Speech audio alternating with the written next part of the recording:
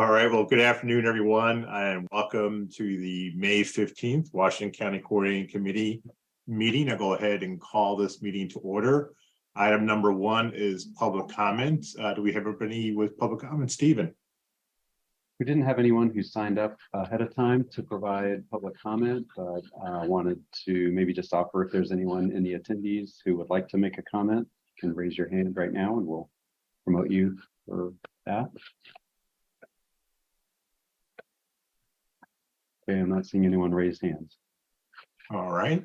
Now bring us to item number two, introductions and roll call. I see one new face.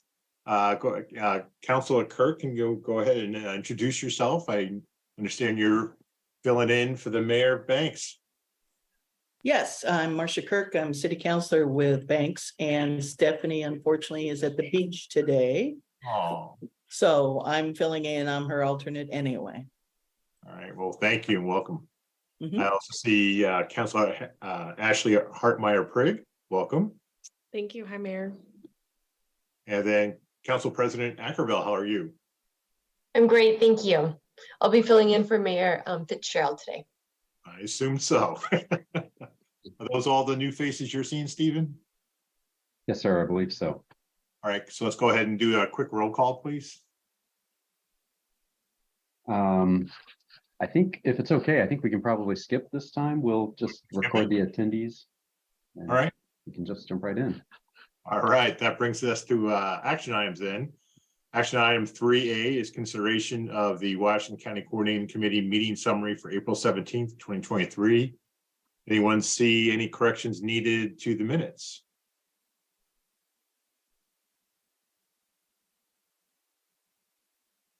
Seeing none, do I have a motion? I move to approve. I don't know if that was Terry or Steve. One of the two motioned. The other one want a second? Mayor Lenahan. All right. So who wants a second? I'll second it. All right. Commissioner Fye seconding the motion. Any discussion on those motions? All those favor or not? All those in favor say aye or raise your hands. Aye. Aye. Any opposed? Any abstentions? All right, looks like that's unanimous. Item 3B, R1 Act nominations.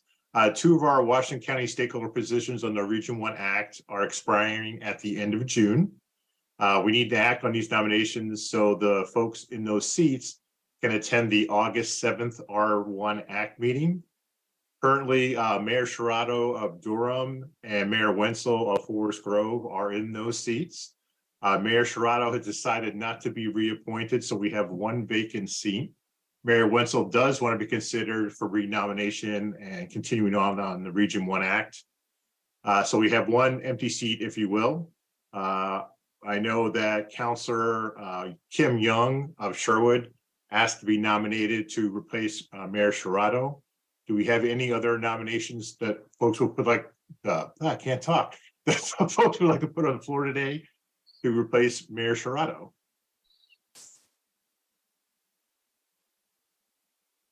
All right, so seeing none, I'll go ahead and do a vote. First for reappointment, Mayor Wenzel of Forest Grove. All those in favor say aye. Aye. Aye. Aye. Opposed? Abstentions? Mayor Wenzel is reappointed to Region 1 Act. On the second nomination of Sherwood Councilor Kim Young, all those in favor say aye. Aye. Aye. Opposed? Abstentions? All right. Kim is now the new Region 1 Act representative for Washington County. Let her know, Tim, that her first meeting's coming up in August. Thank you, everyone. I know she's is excited about the opportunity and she's already been studying a lot. So I think she'll do a good job. Stephen, you have your hand up. Yes, just really quickly too, there's still a little bit of fluidity around the meeting, the R1 Act's June meeting date. So I think ODOT staff's trying to confirm a date, but there are a number of conflicts on June 5th because of the JPAC trip. And so I think they're looking at a couple of alternate dates. So if there were the newly appointed or reappointed members were looking for the June meeting, it may fluctuate just a bit. But as you say, if they're appointed at the June meeting, then they'll be ready to go for being at the table, so to speak, at the August 7th meeting. Terrific. Thank you. All right, that brings us to item 4A, Regional High Capacity Transit Study Update. And this will be presented by a familiar face, Allie Holmquist of Metro.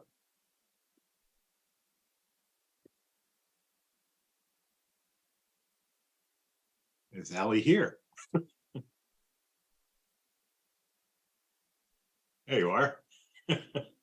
Hi, sorry for the delay, just making it over from the attendee list. Thank you so much for the introduction. I'll go ahead and share my screen and jump right in, so we have plenty of time for discussion.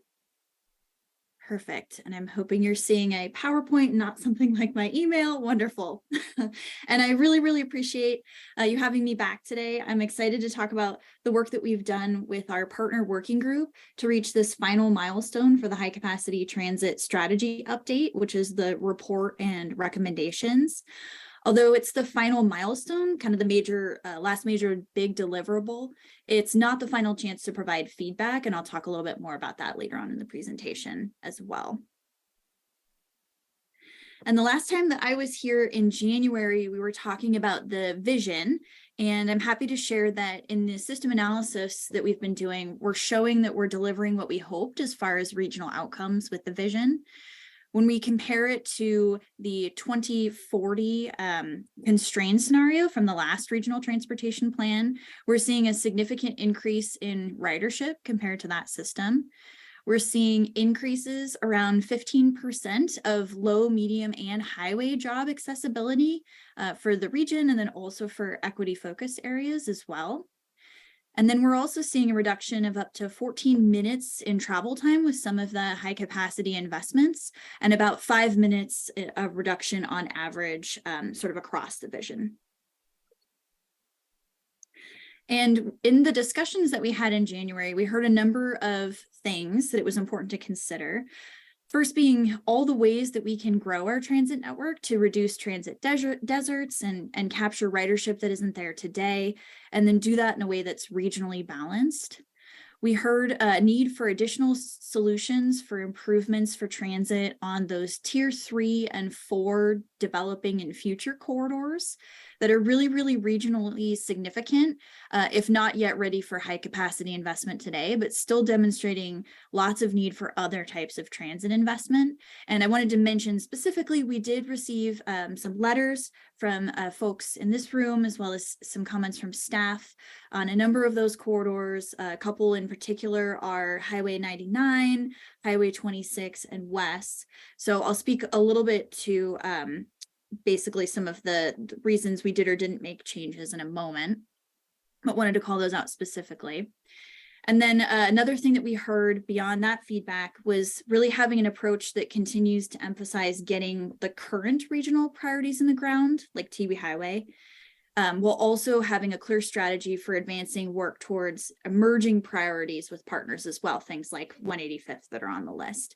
It was something that was supported clearly by stakeholders, and those tier 1 and 2 priorities were reflected really strongly in the work that we did with community-based organizations and in our broader survey that we had as well. And then finally, we also heard, as we start thinking about implementation, really needing to pay attention to other system elements like operations beyond these just capital projects.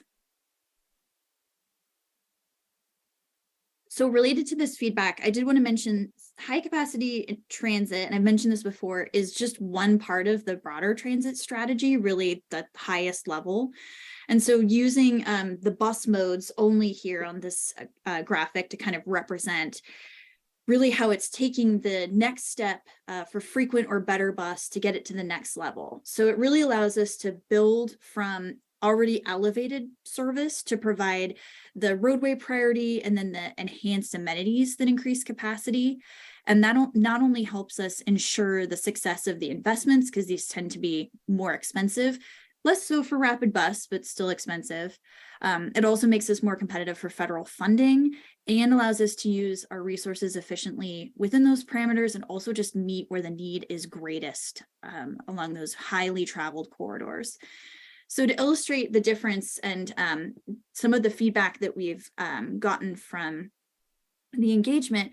For the tier 2 priorities that were really emerging as ready for high capacity transit, we're seeing the transit productions or demand at levels of 100 to 200,000 people in 2040, really indicating a need for those elements that increase capacity, like the articulated buses that just have more space, the stations that have, the all-door boarding, but also stations that have platforms that allow people to get on faster, that really we're moving lots and lots of people, and we just need those additional elements to really move them more quickly, in addition to other things like more service. When we get down to tier 3 and some of the emerging priorities where we've heard interest, like Highway 26 and from other groups in the region, we get down to a level of more around 25,000 for that demand. Still a lot of people not demonstrating the need for those, really additional high capacity elements, but still needing more frequency, and then also lots of people we can make the bus better for. And then in the tier 2, really those future corridors, we're getting down to demand of more of the tens of thousands to thousands level, which is still a lot of people that need their bus improved.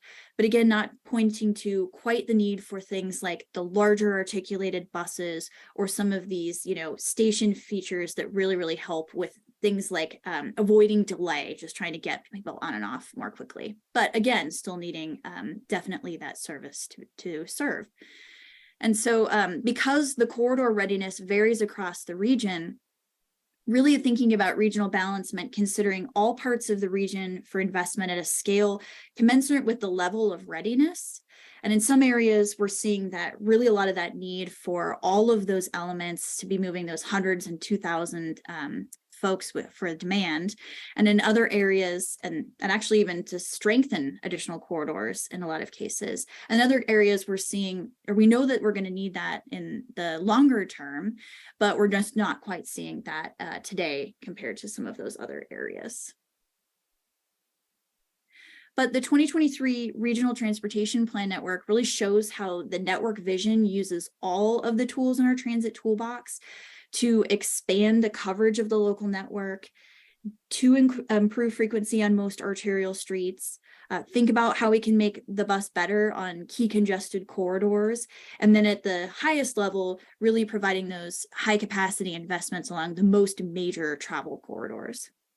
And so while the timeline for some of the corridor tiers is longer term for tier 3 and 4, really being included in the vision reinforces the need to apply these tools to begin growing service so that we can work now to get what we need in place to be able to successfully take transit to the next level in the future. And that's something that we're already looking to with funding sources that have come up more recently and is already informing the work that we're doing. And so how this relates to the report and is established in the strategy, similar to how we started the process, the report looks backward to document all the work that we've done together to get to this point, and then brings in some call out boxes throughout to highlight community feedback, lessons learned, and best practices. But then more importantly, it builds from where we've been with the vision to look forward and think about within that framework of prior planning work, how we create the roadmap for putting the corridor tier pipeline to use and really implementing the vision, developing the transit supportive corridor environment, and being sure that we're taking steps to be able to grow transit on the corridor as key elements of that approach. And that includes all the pieces of the puzzle that work together to set up a corridor for a successful high capacity investment, shown on the slide here, but really aligned with those key readiness factors that we've been talking about throughout the process. The report also recommends specific actions that we can take to move corridors forward based on their readiness status. So in those future corridors where we really need to develop density, ridership potential, and urban form related to some of those numbers that I was talking about earlier, through things like land use and transit-oriented planning, as well as beginning to establish project champions to support that work in the future. These actions also help and complement other types of investments to add or increase service nearer term. For the tier 3 developing corridors that still have policy and planning work that need to be done to be ready, though they are showing some of that indication of development potential. Gets a little bit more detailed, thinking about transit supportive design being reflected in transportation system plans, adjustments to land use plans to focus growth in corridors, beginning to identify challenges, needs, and opportunities on the corridor, as well as starting to build the coalition that will support future corridor planning. And these actions really complement not only service, but also better bus that the corridors are starting to demonstrate readiness for in this area. And then finally, those emerging priority corridors, they're really showing they're ready for high capacity transit investment. There's still a number of actions that they can take to really support competitiveness in the federal funding process, given that that's and local match and partnerships have been so important to our history of success and implementation. And they can also do other things like starting to prepare for corridor planning and some of that pre-environmental work. And this slide just illustrates that process for the future and developing corridors, really a cycle using the readiness criteria to identify key places to focus actions to improve performance until meeting that threshold to become a high capacity transit investment candidate. And then the emerging priorities, those tier 2, can begin preparing for corridor planning and conceptual design that you see here a little bit further to the right in the yellow on the graphic. Many of our tier 1 current priorities are working towards that now before entering project development, which you see starting in green and continuing on the project development pathway. And one other thing that the report also highlights is just that the capital project is only a key first step. Sort of beyond this process is also really important implementation and requiring long-term additional funding commitments so that we can operate this expanded system without overburdening or taking from elsewhere. And so in addition to presenting to committees this month, we are already following up with all of the stakeholder groups, community, business that we've engaged with to date, providing them with a review copy, and then also talking a little bit about how feedback was incorporated. And then we're also working on some additional elements as part of the regional transportation plan. There's an outline for future work that includes building from this strategy process, using the pipeline to actually begin advancing those emerging priorities and prioritizing them that the committees will be considering this summer. And it'll also consider where with Rapid Bus, we can think about being a little bit more nimble with our approach to doing so. And so following the work that, or actually the work right now, is the full 2023 RTP update will undergo official public review in July and August. So there's additional opportunities for everyone to comment.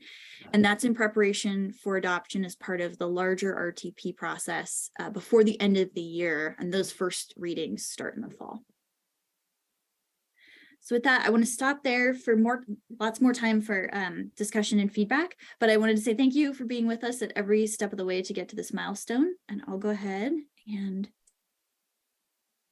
drop out and get my notes ready. All right. Thanks, Allie. Questions for Allie?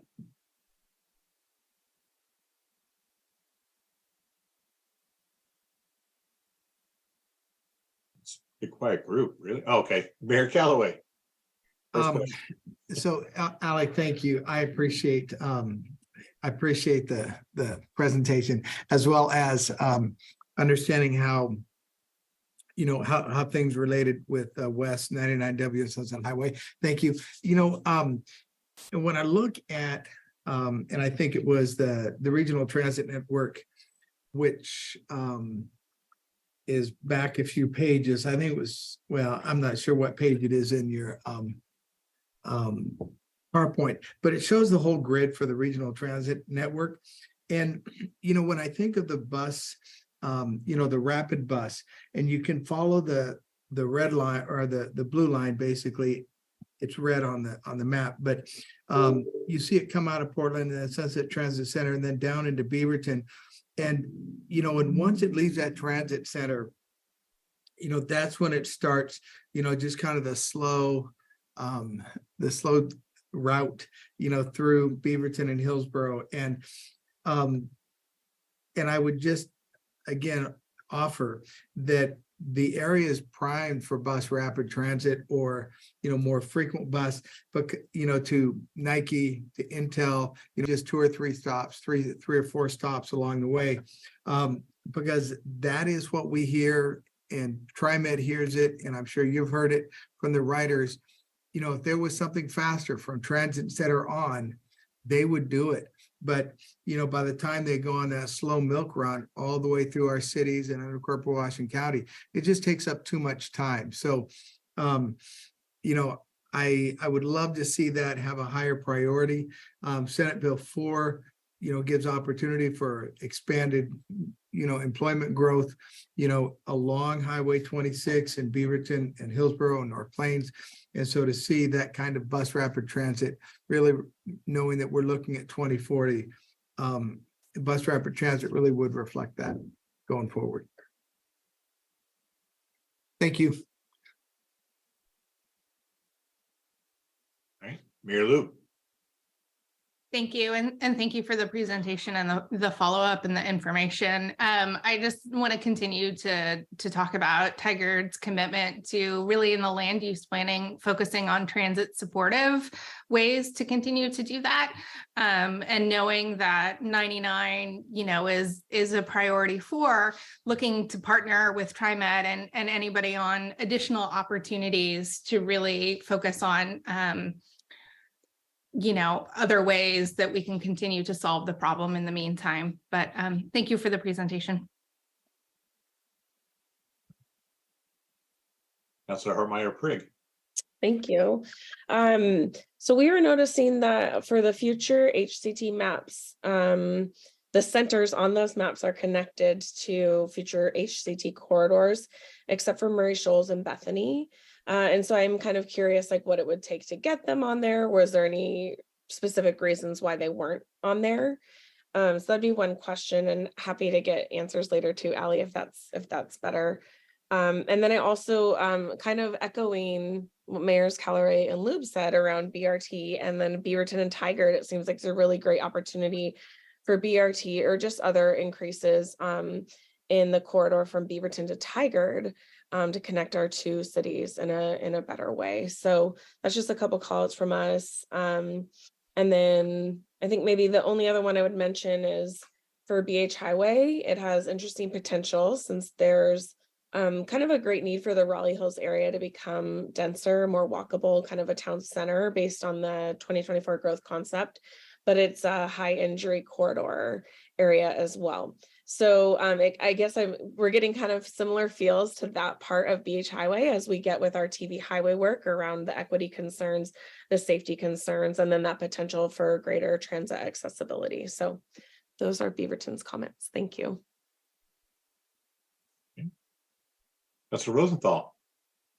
Thank you, Mayor. And thank you, Allie, for a great presentation. I mean, it's a very complicated system and involves a couple of things. And I guess I have 2 questions.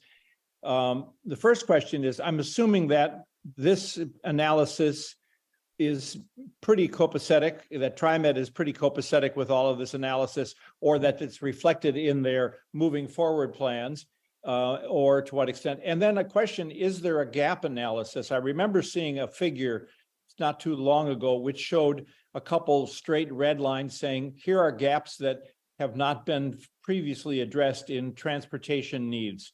And I'm just wondering if that is in the work that's been done. Thank you, Councilor Rosenthal. Yes, I can answer both of those. TriMet was a really close partner in this work. So we had a project management team that included staff from TriMet. And then we've been bringing in their feedback throughout the process. And so there's some things that will feed into additional work that you'll be seeing. There's the rapid bus implementation plan that's going to be a strong partnership. I believe TriMet is leading that, but Metro will be involved, that will pick up from this work. And then there's also the Better Bus project that's going on, that TriMet is also working on, that we're participating in as well, and that's also being informed by this work. So it's all been really connected. As far as the gap analysis, we We did do that. We did do some of that analysis in our evaluation, and then we've also done additional evaluation as part of the regional transportation plan. There's a gap map that focuses mainly on frequency. So it's not, it's less tied to the level of investment, maybe related to priority or amenities like high capacity, the other elements of high capacity, but really related to the amount of service. And so a lot of the lines that you'll see there are reflected here in the high capacity vision for improvements, or and or for better bus improvements as well. Or actually even on just think about the RTP network more broadly, it's based on the prior 2040 network and the vision. So that's really out basically showing the network in a little bit different way of just comparing, you know, where we want to be to where we are now. And so it's really tied to the rest of our work. Council President Ackerball, and then Mr. Sarah. Thank you. And thanks for the presentation. I'm curious if the detail of the plan, if it includes potential improvements to West service, or more runs, weekend service, or if it accounts for the potential extension that's documented in, I'm talking about the extension from Wilsonville to Salem that's documented in House Bill 26624, I believe. Thank you, Counselor. So the extension to Salem is in our vision, actually, as one of the key lines. We have the existing west and then the extension reflected. So we do have that reflected in our plans. And then improvements to west is included in the vision. There's a couple of different options that are on the table. It could be service improvements, more runs throughout the day. It could be there's an opportunity for complimentary rapid bus because of the line 76, I believe, that runs through the corridor as well. And then there is even what's been considered in the past is light rail as a different connection that wouldn't have some of the challenges that West does, because it would be providing a different connection. And so we definitely we have that for identified for exploring basically which of those options would best meet community needs, because we could go a different way with each of them. And so that's something that we have identified as a really clear next step for West. Okay, thanks for the clarification on that.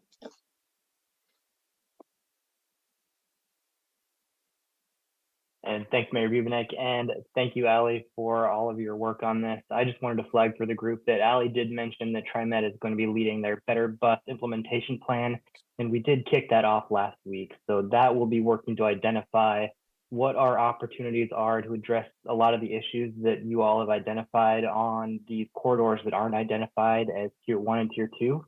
And I will be able to share with you in the future, hopefully, how we'll be involving you all in these conversations and making sure that it's serving your needs.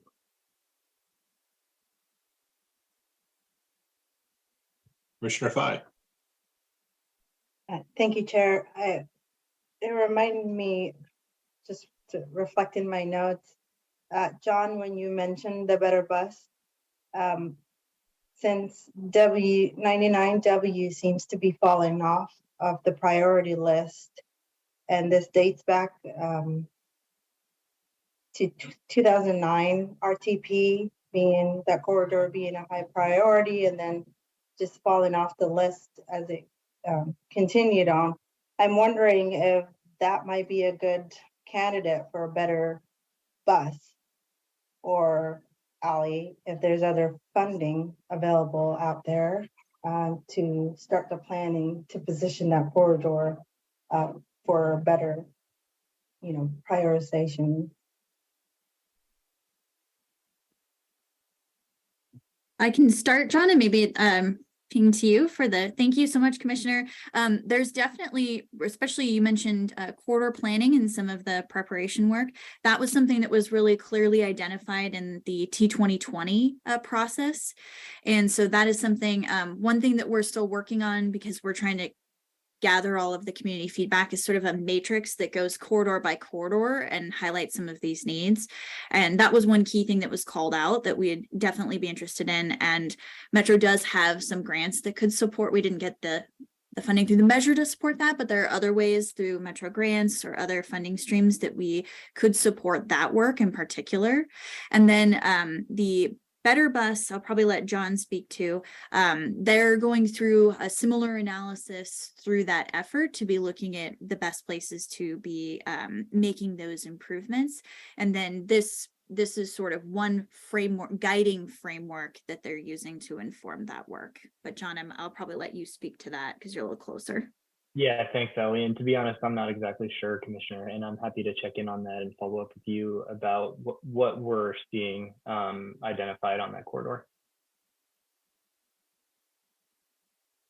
Thank you both. We really appreciate all the work you all have put in. Metro has put into this analysis and planning efforts.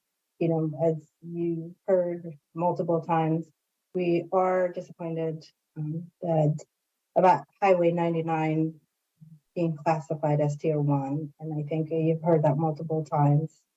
So we'll keep pushing and we'll take up on that offer with you, John, and we'll try to see how we can position that corridor in line for more funding and more prioritization. Mayor Rosner.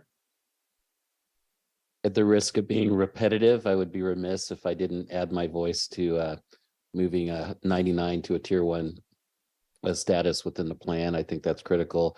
And I would also add, you know, looking differently about how we move people between work and their homes in Washington County, because the current corridors don't necessarily support that in getting our residents to their jobs. But I would be remiss if I didn't mention that again. I know you've heard it before, but thank you for everything today. Appreciate it.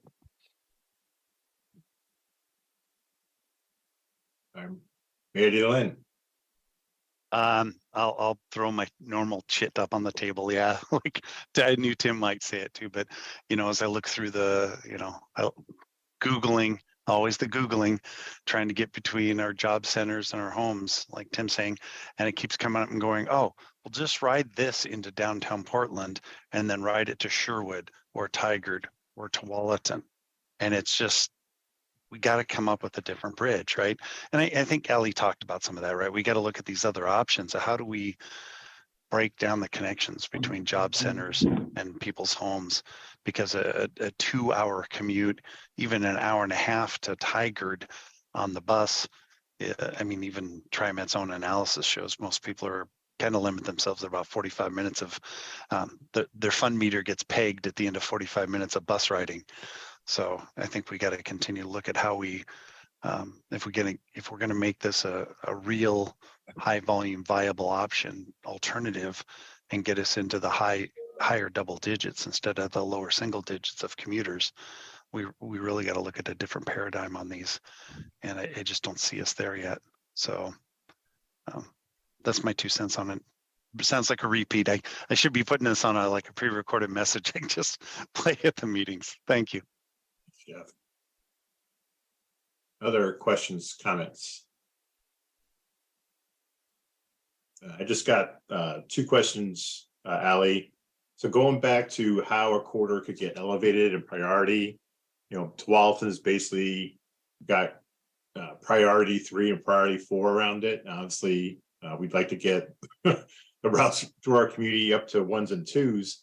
So the evaluation criteria, when you mentioned earlier in your presentation of, you know, getting that corridor ready to become a high capacity transit corridor, is that a combination of ridership and or road improvements, or where do I go to see what is required, say for Borland Road to qualify for bus rapid transit? What has to be done to it? That's a great question. Thank you so much. The report I skimmed over a lot of the details just to save time, but there Sure. is much more detail in the report itself. We actually heard from staff some appreciation that it does get specific because it is a little bit more of, literal actions that you can take. It's a little bit more concrete than say some vision or policy. And there's a number of different things that can be done for those developing and future corridors. One would be looking towards land use plans. So looking at where higher density zones and comprehensive land use designations are and making sure that those are reflected in the corridor. There's a planning element to that of where the zones are. And then one of the things is that over time, there's the actual development potential. There's the difference between having the zones, but then also the market taking advantage of those zones as well, which is where we get some of the ridership that we see in some of the later tiers. But still making sure that those are in place to support that. In the transportation system plans, looking at the roadway priority, making sure that the cross sections have room for transit priority, maybe taking space for a transit only lane, being able to provide those upgraded signals. There's lots of things in the roadway that can support transit as well. Thinking about the roadway, there's multimodal access as well. So thinking about the environment that people are walking in and the sort of main street environment, is it a comfortable, easy to get to the transit that will eventually be there, making sidewalk or bicycle investments leading up to the corridor also supports readiness. There's some other things that are either you kind of are whether or not you're on a freight network or freight road, for instance, is part of the complexity of getting these investments in the ground, for lack of a better term. And then some of the corridor length too that will be dealt with in corridor planning a little bit more. Some of the other work that could happen, community stability, really thinking about with rapid bus, we do have less of a risk of displacement because it doesn't have quite the same level of capital investment that light rail does. But still, we want to look for opportunities to make sure that we support community stability. So having some planning work around that, and also some of that building of the coalitions for the stakeholders in the area that we want to engage to ensure that happens, can also help support readiness. And then finally, there's probably a few more, but there's another piece of just commitment and funding too. I mentioned a lot about federal funding because it's such a key resource for us, but being able to start, making commitments and putting away funding to support these corridors does help with readiness, as well as the political and community support as well. That's another reason why we keep mentioning those coalitions and also some of those champions developing, because that's another kind of lens. And all of those together are really the things that we look at for readiness. And that's kind of why we have the cycle graphic, because for one corridor isn't going to look exactly the same based on its readiness, because some corridors are, they've really done the land use work, but they're maybe not just seeing the development happen yet. Or, the TSP is really, really supportive, but maybe the land use planning isn't there. So there's lots of different ways that you can be supporting readiness. Transit-oriented development too, we won't know exactly where stations are yet, but just thinking about some of those key siting, those are all ways to help with readiness. Right. But it's just going with what Mayor Rosner and Lube said, it seems to me that 99W checks the boxes all on those except for potential ridership. And that's my concern, that on C6, the east-west route from Tualatin to Westland, Oregon City, we won't have any ridership data ever because there is no route. And that why would I spend a lot of money and time building a corridor if I was to have Metro and or TriMet come back and say, you don't have the potential ridership. There's no ridership because there's no route right now. So people aren't used to using it. So it's one of those things where I scratch my head again about 99W and then what it's going to take to build an east-west route down here in southern Washington County, other than it being required to be built as part of the tolling effort. That's another great point. We actually heard you all loud and clear on that point about the, not punishing places where there isn't the way to maybe demonstrate the ridership today. So we did look at ridership, but we also looked at demand, which is separate from ridership. You don't have to have a bus route today. It looks more at the land uses, the types of trips that are taken, and the commute shed as well. So we did all of that to make sure that we weren't missing something by just looking at the ridership that existed in 2019 or 2020 or whatever, 2021 or so on. And so we were able to bring that in. And then also another key piece is really, it gets a little bit more deeper too in the land uses for high capacity transit, really needing a lot of destinations nearby too. So sometimes where we've seen a lot of the planning work, but maybe not quite some of the development that's happened yet, the key community places nearby was another critical element of that, because, we need transit absolutely for these key corridors, but that high capacity investment tends to need a lot of those things to be successful. And that's one of the key differences. Okay, thank you. Anything else for Ally? Looks like that's it. Well, thank you, Ally, for joining us. I appreciate your time and keeping us informed. Thank you. Really appreciate it. All right. That brings us to item 4B, the JPAC DC trip plan priorities and agenda setting. And this will be led by Erin Doyle. Welcome, Erin. Thank you, Mayor. Good afternoon, WCCC. For those of you who don't know me, I am Erin Doyle, the Senior Government Relations Manager for the county, and part of my portfolio of work includes transportation lobbying for the county at all levels of government partnership. So, as you may be aware, the JPAC trip is planned for June 5th through 7th this year, with most folks flying in on Monday, landing in the evening on that direct flight, and then that group or whoever is available will get together that evening in a low-key environment that I don't have the final location nailed down yet, where we meet and gather and just do a quick run through of the agenda for the week with Summit Strategies, TriMet, and Metro kind of taking the lead and pulling that group together. And then folks are expected to head to dinner on their own. Right now, the bulk of the meetings will take place on Tuesday. The exact schedule still hasn't been nailed down, but it is essentially all day long. We sit in a room and our congressional delegation comes to us. The expectation is that we will be meeting in the Capitol Visitor Center, escorted to a big room that can host the entire group of JPAC attendees from across the region. And the delegation from Oregon will come to us. There will also be a lunch provided at that meeting, I think through TriMet. Then the purpose of those meetings is to really raise awareness of major regionally significant projects that are likely to be coming to the USDOT's grant and or other funding programs in the short term. So this isn't like 5 years from now, we plan to be going after a giant grant, but it's more in the next couple of years, here are some major projects that the region is likely to go after, and we all support as a region. The really big key to a JPAC trip that is successful is talking with one voice. And that's what we do at these meetings. So that's why we pick a select number of projects and topics to cover. We're also trying to be thoughtful of everyone's time. These meetings are heavily scripted by the JPAC group with representatives that are on the JPAC body doing all of the speaking. There are currently 11 projects and 4 topics that are going to be incorporated into materials that will be provided from Washington County. The 2 projects that are planned to be highlighted are the TV highway work and the 185th rail crossing for the MAX.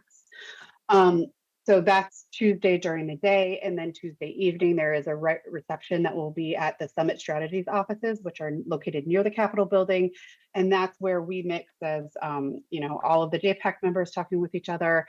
We invite the entire delegation of Oregon, their staff, as well as agency representatives to kind of have a low stakes conversations, get to know each other, get to know the region, and have the conversations about what we're trying to accomplish in the transportation space.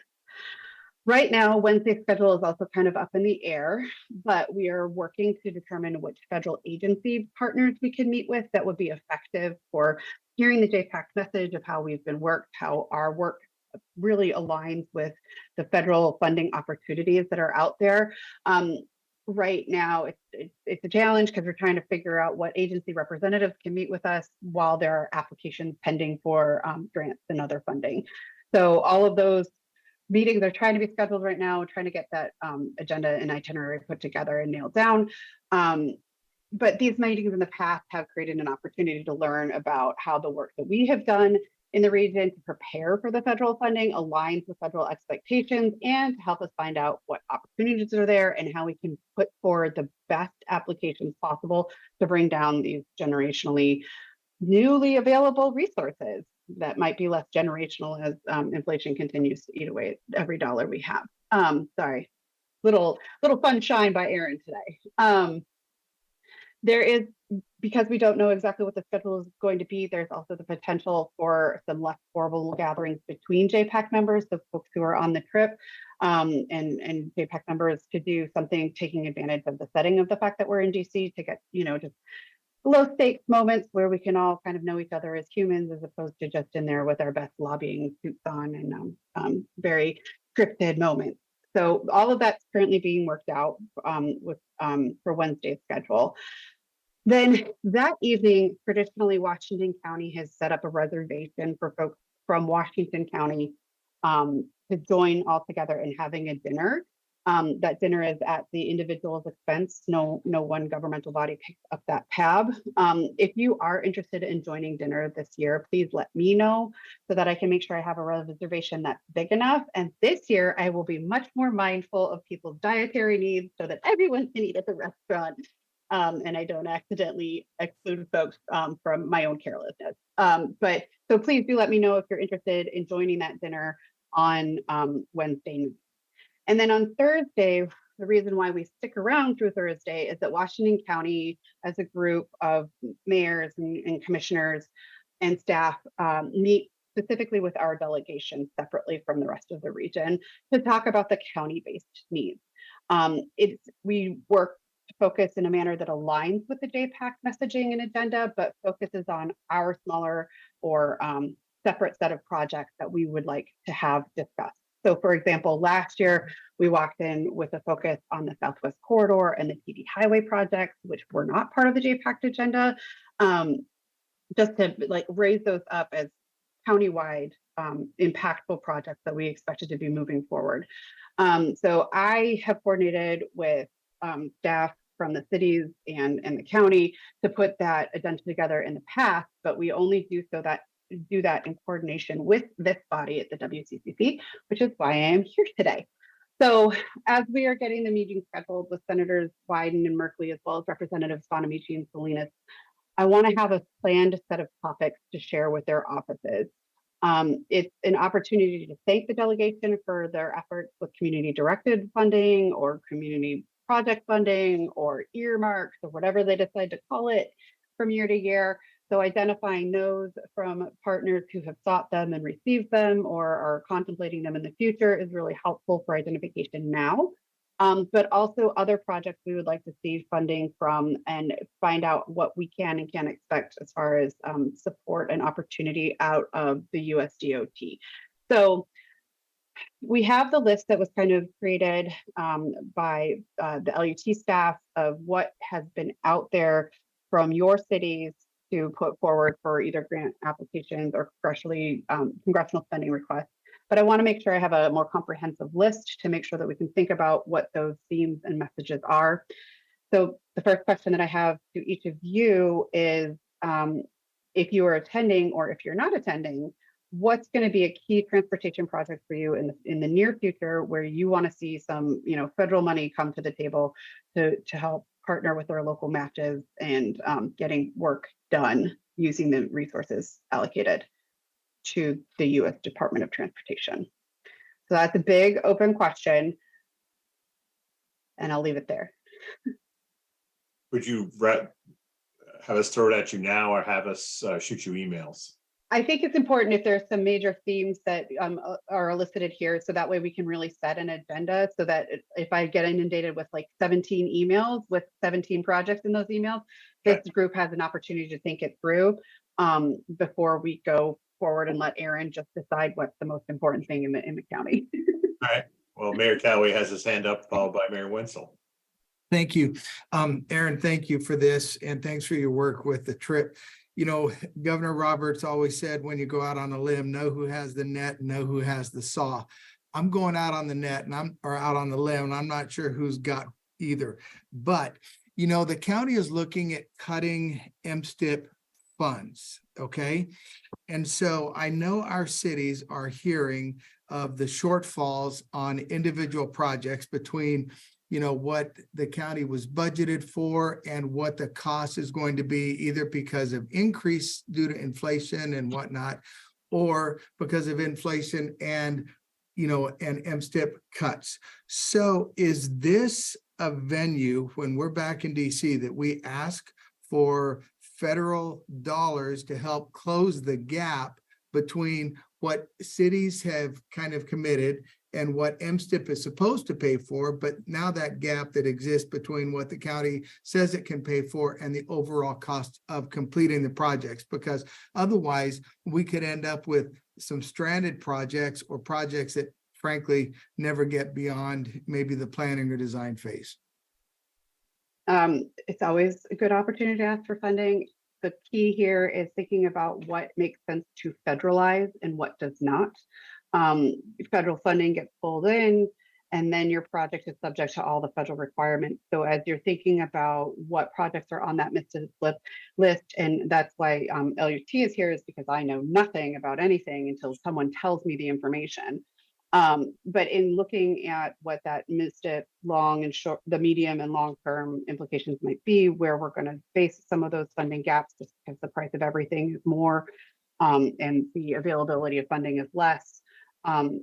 Locally, what makes sense to pull in a federal match for should be part of the lens by which we approach any sort of request of any sort of delegation member, because as soon as you bring a federal dollar into a project, as you all well know, it costs more to do. So that's how I would answer that question. And to the other point about whether or not we can list them all here, if you come up with something in the meantime, as something that you didn't think of or staff will do later, you want to add, feel free to send me an email or send Stephen and I an email so we can work the agenda and talking points. So thanks for the net. Mayor Wenzel. Thanks. I don't understand a lot of Steve's saying, so I'm just going to put that out there. And I also appreciate the patience. Newly elected in November, and so I don't know if this is a no-go at all, or but I would like to see federal funding for I would actually like the Council Creek to be a regional corridor and not a trail. I would like to put transit on that. I feel like TV highway, there's a lot of work with TV highway steering committee and safety and a rapid bus. I think it's just at capacity. So I really think there's an opportunity to use that Council Creek Trail, not solely as a trail, but for lots of different types of transportation, including public transportation and transit. So that's what I would like to see. So here's how I'm going to answer whether or not it's a no-go or not. That is a bigger conversation that I don't think is ready for this trip because we don't have a plan and we don't have regional agreement. Right. Oh, sorry. It's just for this trip. I thought it was. Yeah. So we're going to focus here. Okay. So this is about the trip that's taking place in apparently 2 weeks or 3 weeks. Yes, then I would say. Yeah. So I think that you guys can have that conversation as WCCC and then we can figure out when we're ready for it. Thank you. Mayor Rosner.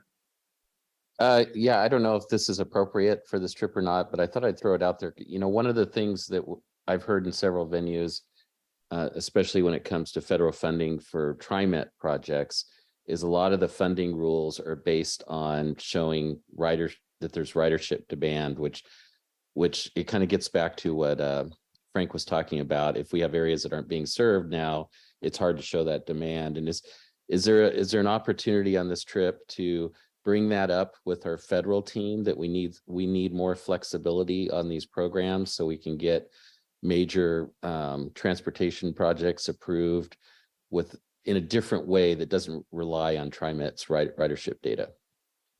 I do think that is an appropriate use, especially when we're meeting with the delegation, because while they passed the investment in infrastructure recently, and therefore they've set policy, and we're really here to talk about the projects we're going to try and fund using those policy rubric.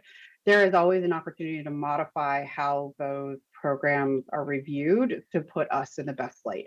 And those are the types of policy conversations that I think are really important to bring forward to our legislative delegation, but also to have in our back of the mind when we're talking with USDOT.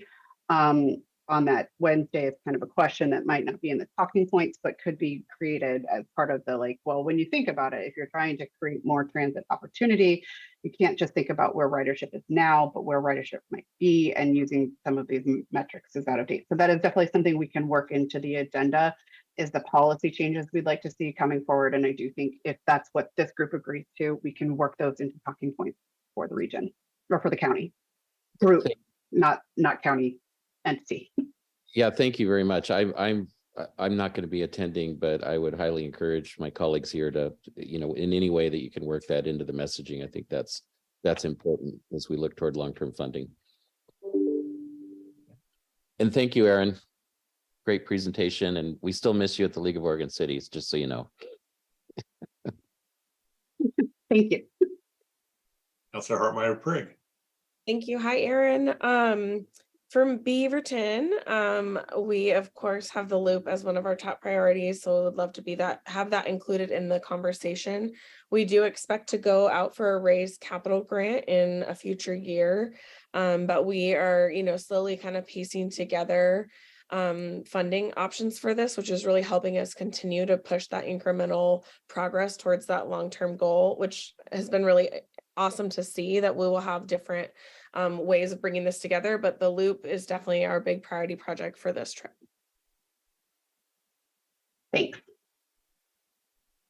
Mayor Lou. Hi, Aaron. Thanks, everyone. We have two things that we would be supportive of. The first is ODOT has requested some funding for crossings on Hall Boulevard. And, it wouldn't be a meeting if I didn't talk about Hall Boulevard in some sort of a way. The other thing is we have submitted for a raise grant for 72nd Avenue. For those who don't know, 72nd Avenue is in the middle of the Tigard Triangle, and it's a really unsafe road that people are having to walk on to access 99W for transit as we continue to increase housing in there. So it's a really unsafe road that we're trying to improve upon. So I can provide more information if needed. Sorry, I was taking notes and not writing and thinking at the same time. Which, did you say that it has an application pending or? Yeah, it's been submitted. Okay, thank you. Mm-hmm. Mayor Linehan. Yeah, thank you. And thank you, Aaron, for the presentation. Also, and hopefully this falls within this purview, but again, I want to also thank Mayor Callaway for bringing up the MSTIP, because the actual project that I am thinking about here in North Plains, and maybe other jurisdictions have had issues with this, but we have a convergence of a local road, county road, and then the railroad. And so for us to be able to work together to try to expand this particular the space in North Plains, to meet capacity and future capacity, we have to work with the county and then the railroad. And of course, when you say railroad, everybody goes, yeah, well, you know what you mean by that. But I guess I just want to also, it's also happens to be a project in North Plains that's on the MSTIP plan as well, future MSTIP. So I guess I just would love to figure out how to partner better with the railroad, so that we can bring additional, conversations to the table and dollars to the table to help communities, that need capacity on their roads or their, intersections that are kind of close to a railroad. Thank you. Mayor, could you provide me the title of that, like what roads we're talking about there? It's just so I have it more clearly. Yeah, Commercial Street, West Union, and Glencoe Road. Thank you. You're welcome. Mayor Fender. Hi, Aaron, thank you for that presentation. King City City Manager Mike Weston and I will be attending a DC trip. I think this is our first trip to DC with the group, which I'm excited about. We have our TSP public hearing on Wednesday, so we are just very, very focused on what's going on in King City at the moment. And so I don't have anything kind of prepared here other than, you know, I think we are really looking forward to just kind of continuing the dialogue around 99 and other issues that we have raised here and talked about today. I will get with Mr. Weston on Wednesday morning and make sure that if there's any project specific that we want to discuss, that we'll get in touch with you right away and kind of loop this group in again, you know, offline. But I'm just looking forward to the trip. So thanks. Yep, that's great, and happy to take that in Tuesday. So, Mayor Callaway. Hey, thank you. So Aaron, you mentioned the 185th over 185th overcrossing, you know, and I would just reinforce that, you know, that as 185th goes along the border of Beaverton and Hillsborough, that's a huge, as you know, a huge bottleneck. So just making sure that the 185th overcrossing of the max line is on there. Also, you know, we have a grant for the Federal Railroad Administration. So, you know, we are hoping to, you know, maybe get some time, you know, to meet with them. And so I don't know how that, you know, might fit in to our ask as well. And I would also point out that the Arizona Diamondbacks and the Washington Nationals have a 3-game series while we're back there. And of course, the Diamondbacks are the parent organization of the Hillsborough Hops. So those of you that have enjoyed the Hops may enjoy seeing some of them playing at the major league level in the Nationals ballpark. it is good to know that Mayor Truex's legacy has not just passed with his retirement, that someone wants us to go to a baseball game when we're in DC. Thank you, Mayor. I don't know, we might be able to talk to someone to see if we can set up some time about, you know, setting up a separate meeting with the Railroad Administration, those folks. I mean, it sounds, first of all, every railroad is a new set of fun learnings for Aaron, with the amount of red tape it gets get through any intersection, or possibly looking at a train might cause problems. So it might be, that might be a good relationship to see if we can't try and start building this session. So I'm putting that on the list of things to ask my lobbyist if we can maybe set up a separate meeting for the Washington County folks to go in and meet with the Federal Railway Administration or Railroad Administration, because we do have a number of projects that do sit next to or directly impact. And so that having their support from Council Creek Trail, TV Highway, to the 185th overcrossing, to the west, all of those things have impacts there. So that is a good note. Not that I'm in charge of calling on anyone, but Councilor Rosenthal. Thanks. There's just a question. I'm not on JPAC, so I'm not going, but it occurs to me, do the other counties in Oregon or the state, because the state is coming up with its regional transportation commission, do they lobby during the same period with our congressional delegation? I mean, the one thing the tie-in I can think of is Representative Salinas covers both ends of the West Corridor, or at least portions of the West Corridor going down to Salem. So she has concerns outside of our district. So I'm just wondering, do we compete with them, or do they happen at the same time, or how does that work? The JPAC trip is scheduled with just the region in mind. ODOT does join us in this trip. So it's spearheaded by TriMet, who is here. And if they'd like to add anything to the overwhelming amount of Aaron talking, it's great. But between TriMet and Metro, we go out separately as a region. ODOT joins us and participates with us at the time, but we really focus only on what's happening in the region. As far as what ODOT does outside to lobby the federal delegation about these sorts of things, I can't speak to that. They do have their own federal lobby shop that they work with. And so it's possible that they're going out there asking for a lot of things, but we try to provide the united regional front in this conversation. So if we were to bring up West, I would never want to say anything that's necessarily in opposition to or outside of what ODOT is willing to take on or TriMet is willing to take on. But we would be mindful of those partnerships if we were to bring that forward as an agenda item and want to have buy-in from them and to see ODOT turn on their camera. So, but so I don't know, John or Stephanie, if you want to add anything here. I'm questions about what other folks are doing. So couldn't have said it better myself, Aaron. That was great. Yeah, I don't have anything to add, but I can definitely take questions back. I don't know anything about our lobbyists and their agenda for this. So same. I haven't been closely tied to the planning process of this, but I'm happy to take questions back to our lobby team and Tom Markgraf, who has been planning this on our team. Any other things for Aaron? I've got one more for you, Aaron. Perfect. So Tualatin is spearheading filing a CFI grant under the infrastructure dollars and getting it done by the end of the month. And we're doing it in coordination with Sherwood and Tigard. I believe it's due by May 30th. So would love to follow up with our representatives or someone at DOT. I know they won't look at the applications that quickly, but just checking on thoroughness, if we made it, if we check the boxes right, that kind of thing, because we're looking for $15 million. What's the project?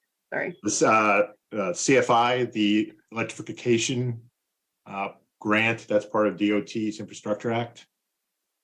Yeah, there has been some talk with TriMet and Metro as they're trying to put together who we're seeing at the federal level about seeing if there's any opportunity to meet with folks who are looking at the electrification portion of all of the new funding opportunities. So thank you for that reminder. So I'll put that in the hopper with their consideration. Again, it's a matter of who's available to meet when applications are pending. So, but that's really helpful. So here's how I'm going to summarize what I've heard is that there are a number of projects that are being looked at that have, throughout the county, and they have a lot of multimodal considerations, but also just making sure that people can be safe as they move through our transportation system, regardless of what type of user they are. And we can use some of those talking points and themes as we put together kind of how we're going to discuss this with our federal delegation and what the opportunities are at the federal level to support us, and then ask them for what we're not seeing. So I will work all of these pieces into the conversation about how we need the federal government to step up, because there's the making sure that the standards by which we're reviewed do not overwhelm our ability to make progress in those goals. Also, just the diminishing return on every dollar that we have created locally creates us, we're seeing increasing gaps between how we can close that funding to finalize these projects that have been well planned and well thought out, and then talk some specifics around each individual project, and then using the list of you that are attending. I will be making assignments to folks about how to talk about the things that you all have brought forward, and make sure that region, even if you're not on the trip, that you are represented by the Washington County group that's headed out there. We tend not to get a ton of FaceTime for those Thursday meetings because we've already met with them on Tuesday, but we want to have these talking points ready and prepared to go, and everybody have an opportunity, especially, with Representative Salinas being relatively new to this process. Any guidance we can provide her federal office on how to help us pull down more resources into her district, the better off we are. So if any more projects come forward, and then I'll look again at the list of pending things that we're also aware of and try and plug those into some overall talking points. But I think it's, the system has to work for all users, that the standards by which we're judged have to make sense for making progress, and that we need to be able to close funding gaps that are unexpected based on the cost of everything going up over the last few years, and everyone looking at revenue shortfalls because of how Oregon decided to tax everyone. But I'll leave that separate snide comment to myself and not put it in the talking points. With that, as we get more of the itinerary drilled down, I will share it out with those of you that I know are attending the trip. And if you have staff that are also joining you, and I don't have that name, it'd be really helpful. I know that folks sent Tom Markgraf their emails and cell phone numbers. If you could also share those with me in case I don't have them, it's really helpful for me. So that way, if someone is lost somewhere in Washington, D.C., they can get a hold of me and I can find them. If I'm like, oh, we're missing a mayor and we're about to go in through security and this gets complicated. So especially for that Thursday trip. And then the final piece would be for asking folks if they're interested in joining a Washington County, the geography dinner on Wednesday night, just so I have a head count of who would want to attend that. I maybe won't invite our representatives from the JPAC group that also sit on Metro to join us, but we might not. They might not be special enough to join us for that dinner.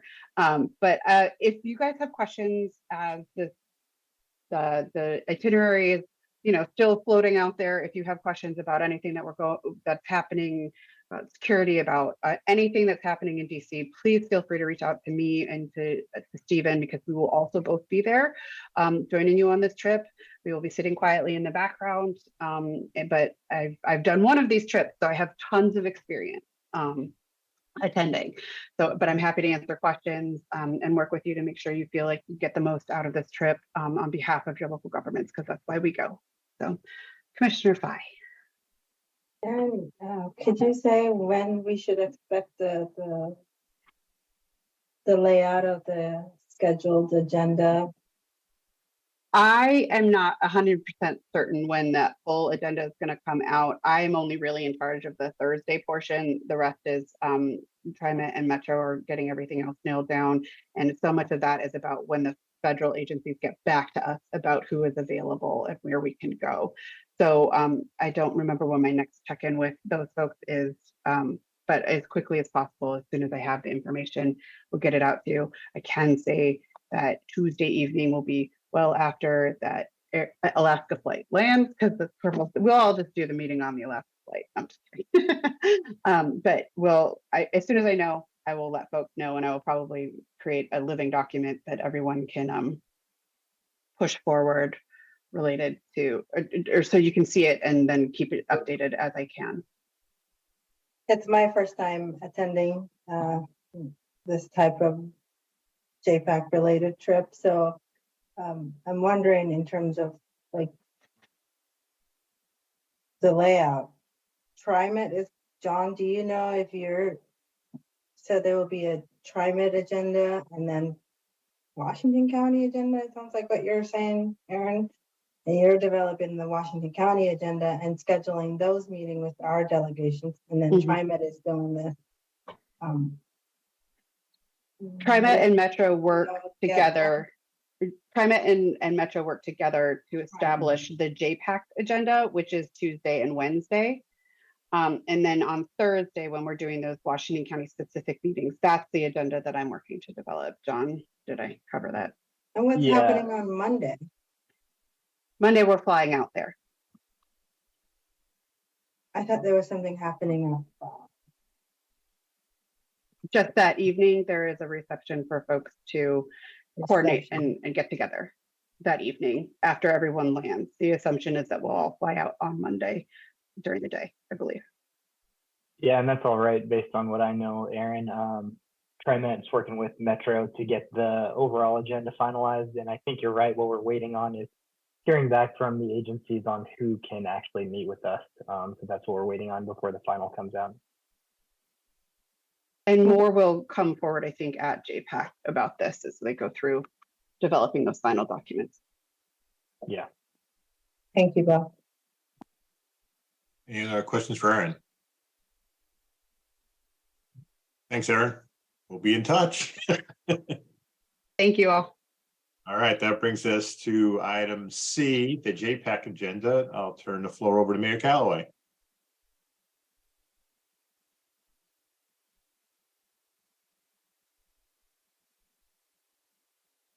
You're muted, Steve. All right, thank you. I'll just point out, Chair Bubenik, that you're probably the only person that cared that I was muted. Everybody else was hoping I would stay muted. but thank you. So on our budget, or I'm sorry, on our agenda, we will be looking at unified planning work program. And then we will be also spending time looking at the carbon reduction program and approving that. And then also high capacity transit strategy, which, will be kind of basically what Ally already presented today. That will be presented to JPAC also. And I will bring forward some of the issues that you shared today. I will bring those forward. Heidi, just trust me, I always bring forward Hall Boulevard.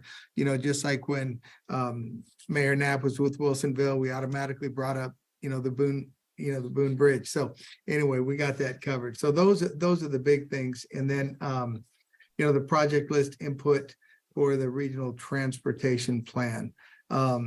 So that is pretty much it. Okay. For our TPAC reps, is there anything you want to bring up or highlight from your May 5th meeting? If they're promoted or not, or raise your hands if you want to discuss something that you thought was important. See anybody with their hand up, Steve? I don't know. All right. That moves us to item 4. I see that, Frank, I saw that Greg Snyder is unmuted, so he may be ready to say something. Hi, mayors, and thank you so much, Mayor Callaway. Just to say that the TPAC members had a very lively discussion about the various options in the carbon reduction program.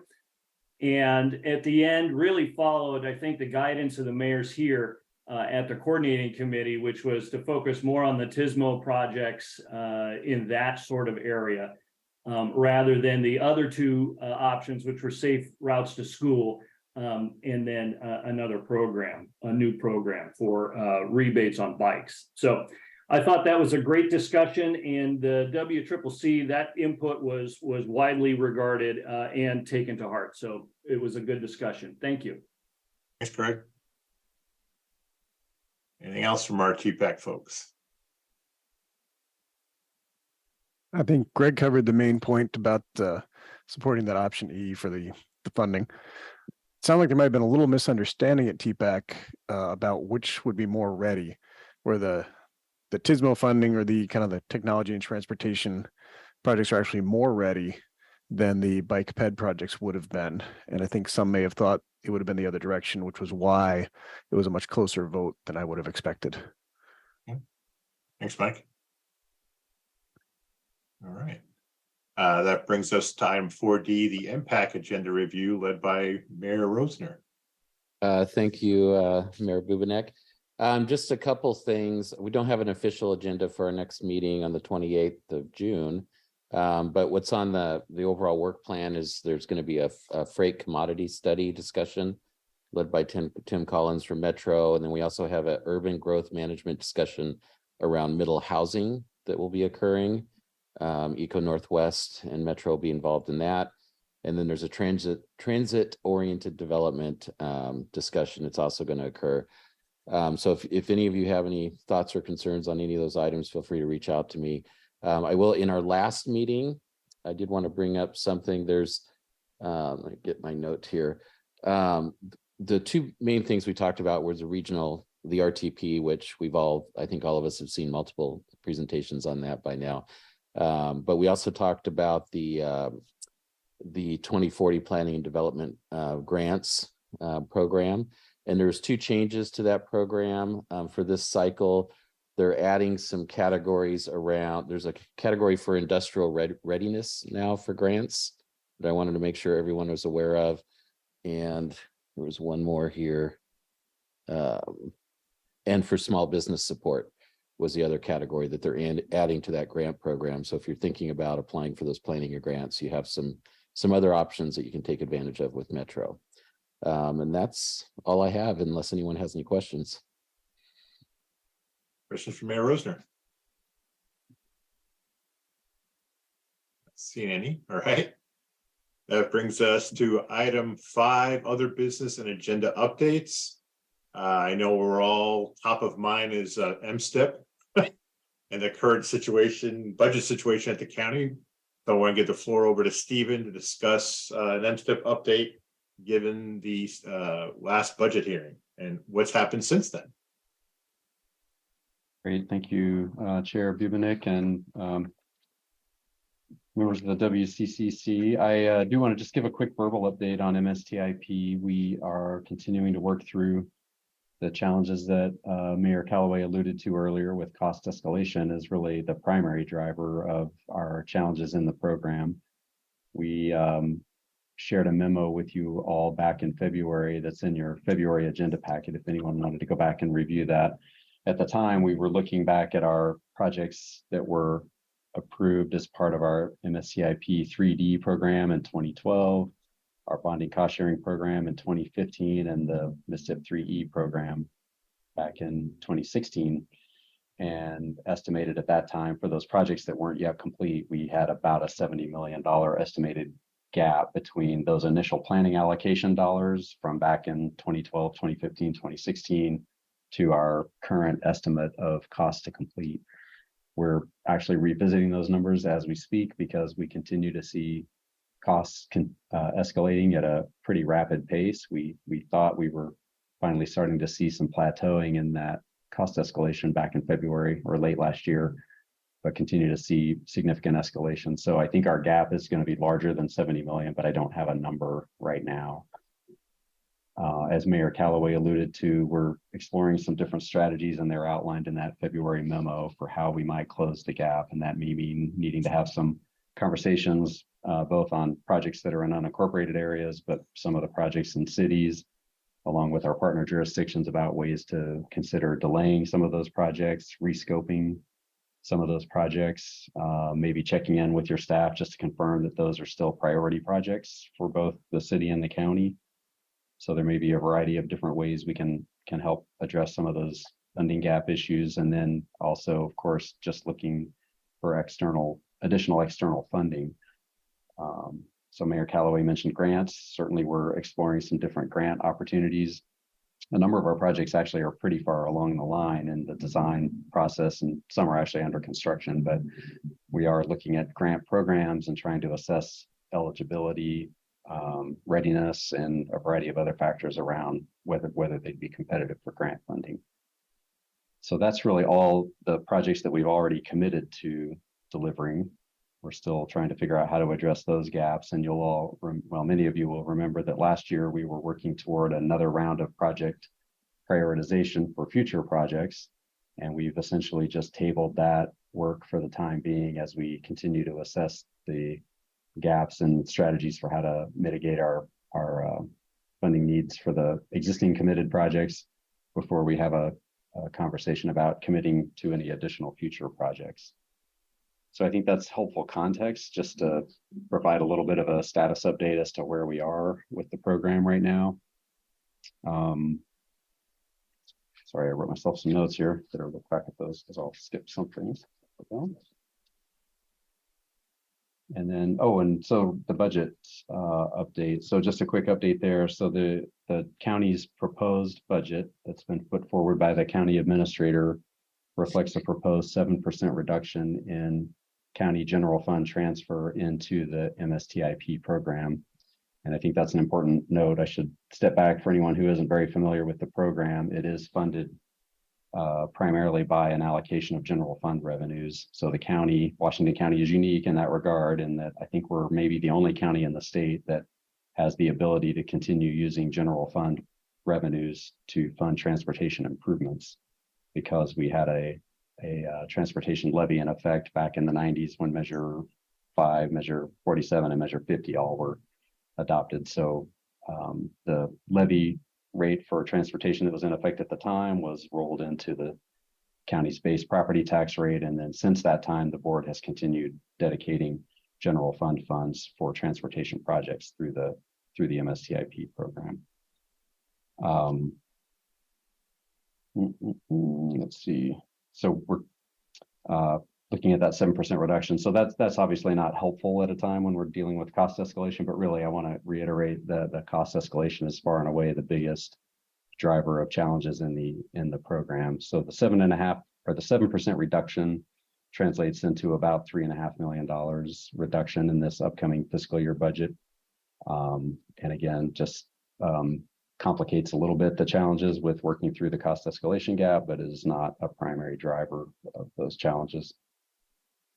I do want to note that we have a number of significant projects that are in construction right now. So a couple of those I'll touch on: Tualatin Sherwood Road and Roy Rogers Road down in the Tualatin and Sherwood area. And then we've got 209th Avenue and Cornelius Pass Boulevard rather in the South Hillsborough and Aloha area. So those are all fairly large projects. And so we're actually currently spending at a pretty significant rate, as much as $8 to $10 million a month, as we're in the thick of construction season right now. So we do continue moving forward on a number of the projects that were previously committed, but just have more work to do there. And then just very quickly, and I see a couple of hands up, so I'll jump to some questions next. But I think that as we talk about future prioritization, I want to touch on that briefly. So the county is moving into a more traditional capital improvement planning process, which is how most obviously cities do their infrastructure planning needs and funding and financing across all sort of lines of business: transportation, facilities, and computer systems and other things. So the county, we've historically taken more of a funding-based approach. So we look at various funding sources, and then we prioritize projects that are suitable for those particular funding sources. We're now stepping back and trying to take a more broad capital improvement plan look at all of the county's different needs across those lines of business, and then looking at how to prioritize those and assign the right mix of funding and financing strategies to help deliver all of those needs. So I've said a lot, and I see some hands, so maybe we can take some questions. Mayor Rosner. Yeah, thank you so much for the update on that. I'm just curious, because you mentioned that we have projects in work, big ones that are impacting Sherwood right now, and I know Tualatin as well. It's that 7% you're talking about, is that reduction included for projects that are running right now? And if that's the case, how are you going to work with the impacted cities on what those reductions look like? And I would add on that, the Tualatin Sherwood stuff, obviously the Tualatin Valley Water District is heavily involved with their big pipe project. How are you going to engage in cities on if there's going to be any changes to those plans? Or I'm thinking like, we came to agreements on what light poles were going to look like, right? Mm-hmm. So what's that engagement going to look like moving forward in terms of making choices? Or are those, because they're already started, you're not looking at cuts on those? That's the right answer. Yeah. Yes, that's a great question, Mayor. The projects that are underway, really, we're not going to be going back and looking to make major changes to the scope of those existing projects. Those are our top priority. The Willamette water supply projects in particular, so Tualatin Sherwood, Roy Rogers, and Cornelius Pass are three of those partnership projects. They're on a tight timeline to get that project completed, and so any delays in those projects are problematic for one of our major partners as well. So we're pushing ahead with those projects as quickly as we can, and don't anticipate major any changes really in those projects. So we're really, as we talk about making potential adjustments to schedules and things, I think we're really looking at those other projects that haven't moved into the construction phase yet. Okay, great. Well, thanks. And if that changes, please engage with us. Definitely. Yeah. Thank you. Mayor Callaway. Thank you, Chair. So, Stephen, this may be a question that's more appropriate for our next meeting later this afternoon with the chair, but are there any amendments? So I know that the commission can offer amendments to the budget that, would change, cuts or whatnot. But are there any amendments that have been released today that might affect any of what we've talked about? And does that make sense? Because I know that like the transfer, the 7% cut is where we are today. is that still possible that that could be cut?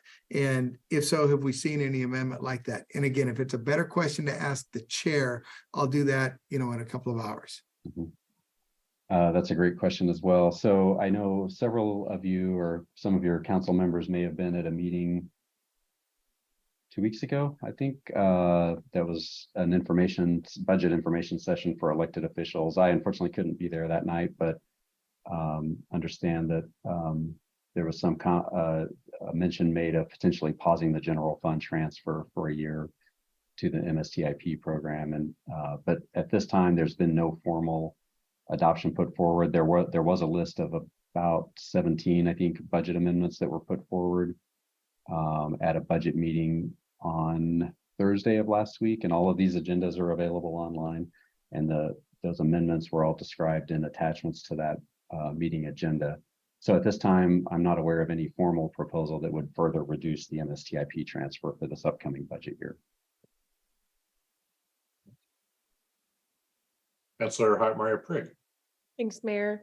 Thanks, Stephen, for the additional info. I'm curious, like I think I went to that session a couple weeks ago, and I guess I didn't really understand the gravity of the impact here to this program. One thing I'm just trying to understand is knowing in response to Mayor Rosener's question that the kind of existing projects are not really being affected.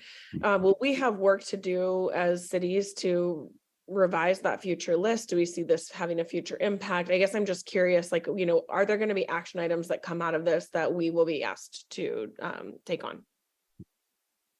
It's another good question. And I don't know that I have a complete answer to the question. I do think that as we look at the county's budget picture, the message that I hear loud and clear is that we have some structural challenges in the general fund in terms of the mix of services that the county is providing and wants to continue to provide. So that is creating pressure on the primary funding source for the MSTIP program.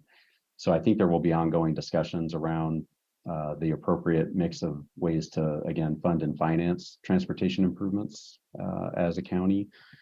And I do think that there will just be some ongoing discussion around what the future makeup of those funding sources might look like. So I don't have a real definitive answer, but I do see that there's definitely going to be a need for ongoing discussion around this topic. Okay, I have one quick follow-up, and if it's not quick, I can follow up with you separately, because it's a little bit more about how MSTIP is funded then. So since it formally came from, a voter-approved like tax option or levy, I can't remember what you said. Is that how the funding still gets there? Like, is that money restricted to MSTIP, or is the money really just part of the county's general fund now and it's not restricted to that fund? Yeah, that's a great question. The money is just general fund money, so it is discretionary, and the board has the opportunity to use those funds as they see fit. And so the board has, since those measures happened in the late 90s, they have made a good faith effort to continue funding the transportation system at a level that was sort of commensurate to the rate that was in effect at the time. And one of the things that actually happened in the Measure 50's implementation was that rates that were in effect at the time were actually cut and then capped. And so the actual levy rate that was in effect back in 1997 for MSTIP was around 92 cents, I want to say, per thousand. And based on some current assessment of how much of our property tax rate goes into the MSTIP program, it's equivalent to around 64 cents per thousand right now. Okay, thank you. Councilor Kirk. Yes, Stephen, as you probably know, City of Banks has something we've been waiting for since 2016. Hopefully going to go out for bid next spring and start working on it next summer. Is there a chance that all this is going to be held with that 7% cut then? I wouldn't say, again, I want to reinforce, I don't think the reduction in the general fund transfer is the primary driver here. I really think it is just the overall cost escalation. But yes, we are having to take a look at all the projects that have not been bid yet. And obviously we'll be engaging in discussions with any partner that would potentially be affected by any proposed changes before we were to implement something. And I think we'd also owe it to this body, the WCCC, to come back and review any potential changes in those priorities as well. So I heard that in our next city council meeting, you guys are just going to come down and talk to us, so you'll probably know a lot more by then. I don't know, to be honest. This has been an Yeah. evolving discussion, and as I say, we're going now and actually revisiting all of our cost estimates based on some recent bids that we just opened up here, and the numbers just continue to look higher and higher. So, Okay, thank you. thank you. Mayor Rosner.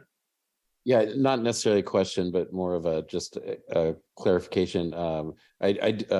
Stephen, I do appreciate all the history on how the transportation levy got incorporated into just a general fund allocation. But just to be really clear, when that happened, back when Measure 50 was passed, it wasn't moved into that general fund because the intent was to open it up. The intent of moving into the general fund is so they didn't have to go out every 5 years for a levy, and to make it kind of easier on the whole process. So, from my perspective, I think there's still we need to honor the voters who voted that levy in place so we can fund transportation projects in our county. I'll get off my soapbox. I just wanted to throw that out. Mayor Callaway. Well, thank you, Mayor Rosner, for stepping down from the soapbox so I can step back up on it. I think this is why that the concept or the thought of bonding against future MSTIP, money has been brought forward before, and why I think it's an idea that probably needs some serious reconsideration again, because if we bond against it, then we have the money now and we can do the projects now and pay for subsequently, as we do many of our capital projects or improvement projects. So I'm just putting that out there, certainly not asking county staff to give any sort of response. And I appreciate the poker face that I'm seeing from most of you, as I bring that point up. So thank you.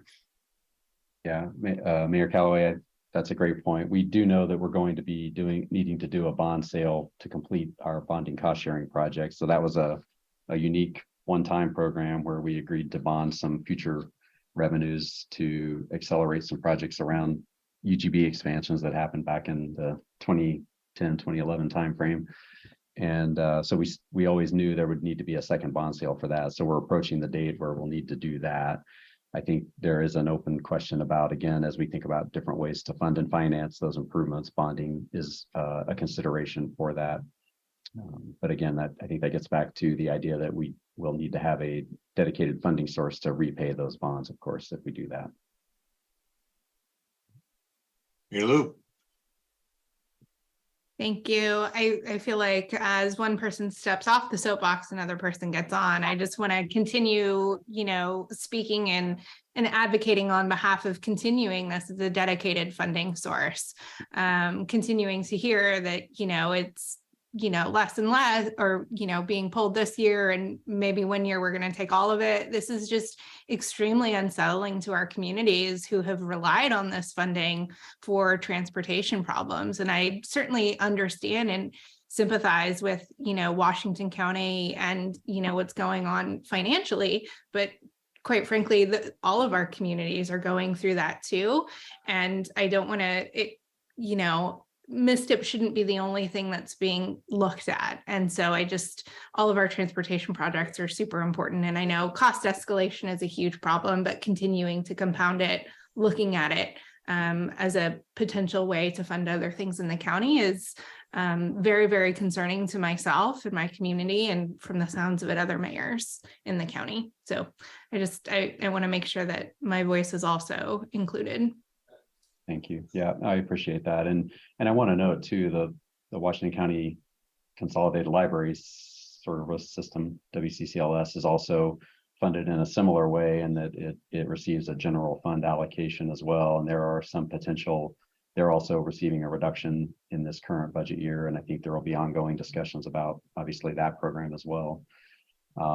And I do think that, so one big difference probably between libraries and MSTIP is that the libraries do have a supplemental levy that has been in effect for a while and will be up for renewal in a couple of years. So I think we're having similar sort of parallel discussions, and these are all important needs. And so I think that's, you know, certainly going to be an ongoing point of discussion about how to collectively prioritize, you know, those sort of important community services.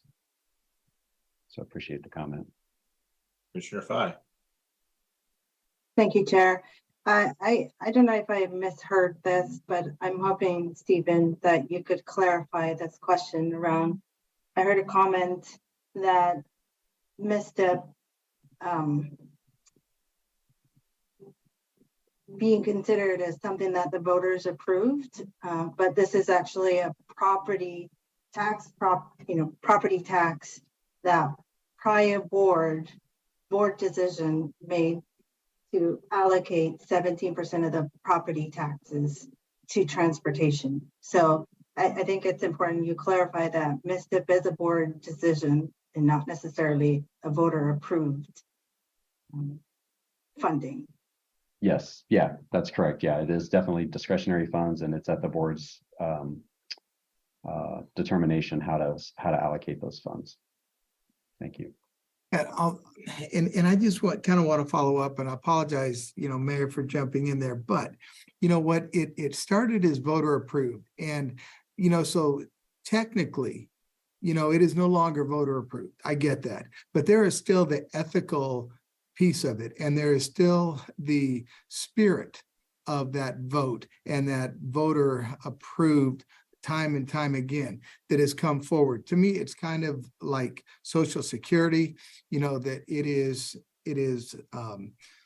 you know, not to be moved around and used for other things than what it was originally intended for. And I feel a really strong obligation to defend, you know, those voters, you know, because it was, and I'm one of them, you know, and you know, I've always voted for MSTIP, but never voted for it with the intent that it would just become part of the general fund of the county to be used for anything, you know, apart from, you know, the major streets transportation improvement projects. And I think, you know, we can drive through Clackamas County, we can drive through Multnomah County and any other number of, you know, counties throughout the state. And we see the positive impact, you know, on good roads, good infrastructure, and good decisions that have been made because of that. And if we start to chip away, once it's gone, it's not going to be paid back, you know. It's not going to be seen as a loan to be paid back. It's just going to be seen as an ATM to draw from year after year after year. And once it's gone, it's going to be gone forever.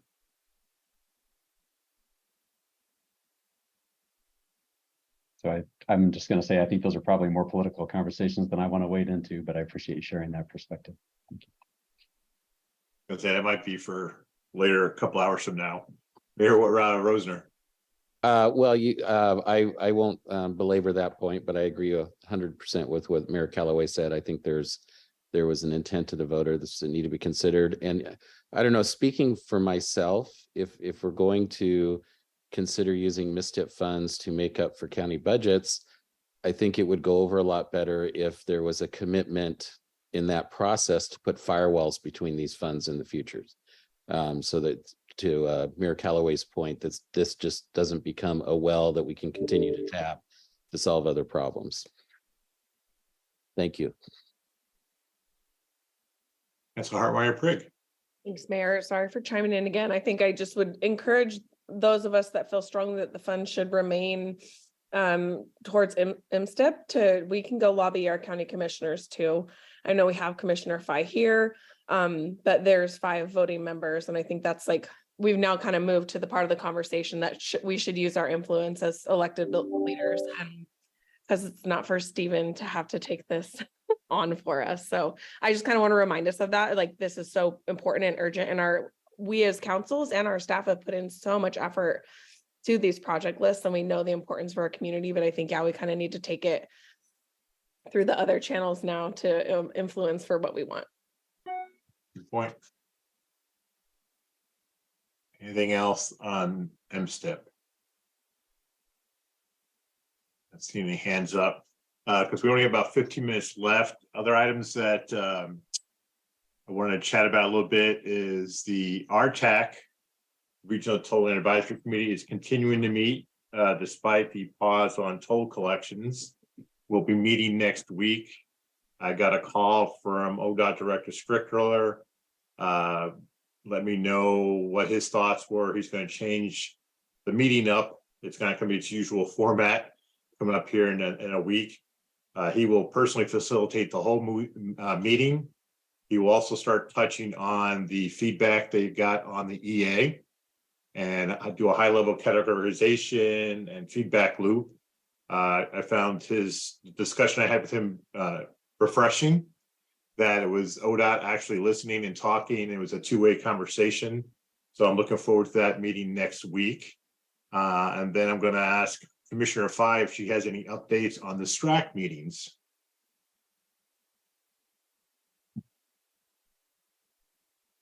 No, I think we're scheduled to meet this month, and I think it's also to repivot this conversation.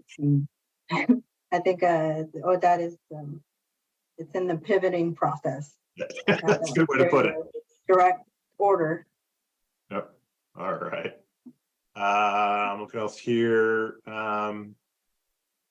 Anything else? We might get out a little extra early here. Anything else for the good of the order today?